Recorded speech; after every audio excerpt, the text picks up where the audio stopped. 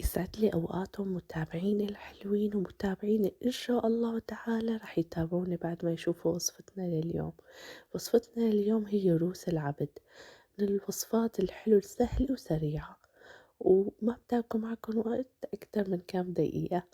يلا نروح على المطبخ ونجهزها، وجهزوا هالمقادير المكتوبة قدامنا على الشاشة، وجيبوا الطنجرة وحطوا معلقتين زبدة أو معلقتين السمنة كبار، ومنحط السميد منحمصه لحتى هيك يشقر معنا شوي، ومنحمص معه السكر، نص كاسة سكر.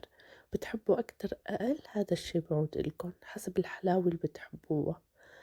وبعدين منجيب رشة قرفة ورشة جوزة الطيب، إذا بتحبوا اختياري البهارات، إذا ما بتحبوا هذا الشي كمان بيعود إلكن. وهاي الكمية مقدارها تقريبا بيعملوا بحدود 25 إلى 30 قطعة حسب الحجم اللي انتو اللي بدكن تعملوه. وبعد ما يتحمص معنا السميد ويشقر لونه، بنزيد عليه كاستين الحليب ونص كاسة كاكاو، ومنتم نحرك الخليط لحتى يسمك معنا. بس يسمك قوامه بيكون هيك تمام، بنشيله من على النار، بنتركه لمدة 5 دقايق وبنبدأ. بدكن تلتوه بجوز الهند أو بحبيبات الشوكولا، وصحة وهنا.